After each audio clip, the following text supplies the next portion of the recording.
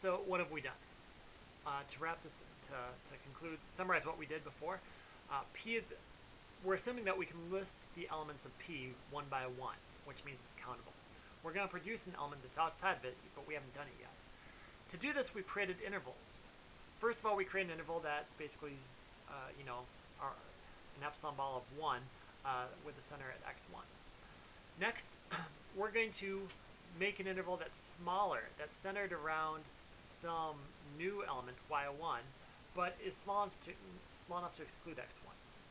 Next, if x2 is in there, we are going to make, we're going to shrink down the interval so that it excludes x2.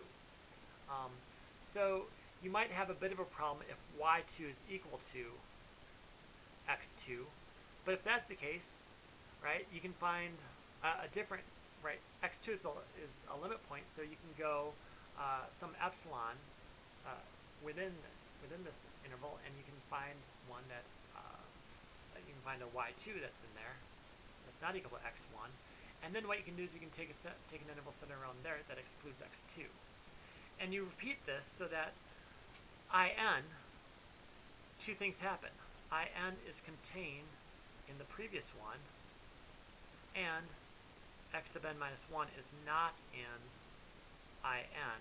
And I suppose we should also say that in intersect P is not empty. And what we're going to do is we're going to look at the intersection of all these guys. The perfect set intersect all of these intervals.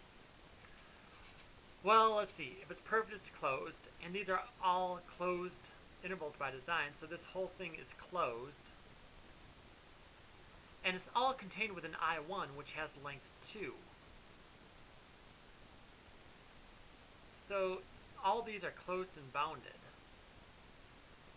which implies that they're compact. So you're taking the intersection of an infinite number of compact sets, which means, by nested interval property for compact sets,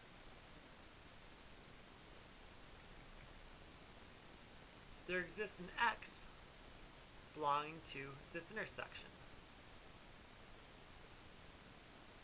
In particular,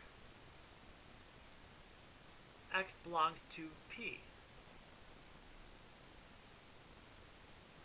But what have we done? We've made it so that every single interval excludes one of these elements on our list. So if you want the 2 trillionth x in here, I sub 2 trillion and 1 is going to exclude that x. So the question is, which x, right, P is purportedly to be a list of x1, x2, x3, etc., which element could this x be? It can't be any of them because we've excluded all of them in these intersections. So what we've done here is we've found an x that's an element of P, since it's the element of the intersection, but it can't be in this list.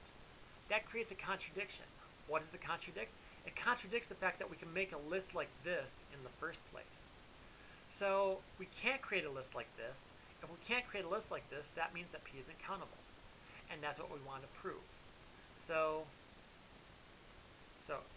the punchline, x is not in x1, x2, so we get a contradiction. And therefore we conclude that P is uncountable. And we are done.